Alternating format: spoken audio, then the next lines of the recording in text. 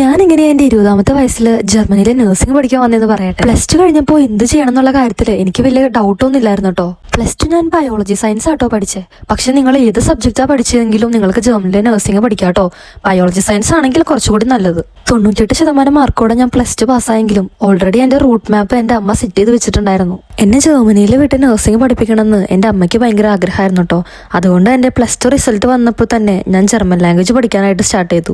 സത്യം പറഞ്ഞാൽ ഈ ജർമ്മനിയിൽ പഠിക്കാൻ വരുന്നവരുടെ ഏറ്റവും വലിയ കടമ്പ ഈ ലാംഗ്വേജ് തന്നെയാട്ടോ. ഞാൻ എന്റെ ലാംഗ്വേജ് B2 ലെവല് ഏകദേശം 7 മാസം കൊണ്ടാട്ടോ കംപ്ലീറ്റ് ചെയ്തത്. A1ഉം A2ഉം B2ഉം ഞാൻ ഓൺലൈൻ ആട്ടോ പഠിച്ചത്. B2ന്റെ ക്ലാസ്സുകൾ ഫുള്ളും അറ്റൻഡ് ചെയ്യുന്നതിന് മുൻപേ തന്നെ ഒരു ധൈര്യത്തിന് ഞാൻ പോയി എക്സാം എഴുതിട്ടോ. ഭാഗ്യം കൊണ്ട് എനിക്ക് ഫസ്റ്റ് ട്രൈ തന്നെ എല്ലാ മൊഡ്യൂളും ക്ലിയർ ചെയ്യാൻ പറ്റി. അങ്ങനെ ഭാഷ പഠിച്ചു കഴിഞ്ഞ് അഡ്മിഷൻ പ്രോസസ്സിംഗ് നടന്നുകൊണ്ടിരിക്കുന്ന സമയത്ത് വെറുതെ ഇരിക്കേണ്ടെന്ന് കരുതി ഞാനൊരു ഇൻസ്റ്റിറ്റ്യൂട്ടിൽ ജർമ്മൻ പഠിപ്പിക്കാനായിട്ട് കയറിട്ടോ. ഈ ഒരു ടൈമിൽ തന്നെ ഞാൻ മെഡിക്കൽ C1 കൂടി ഓൺലൈനായിട്ട് അറ്റൻഡ് ചെയ്യുന്നുണ്ടായിരുന്നു. ജർമ്മനിയിൽ നഴ്സിംഗ് പഠിക്കാൻ വരുന്നതിനെ ഹൗസ് ബിൽഡിംഗ് എന്നാട്ടോ പറയാ.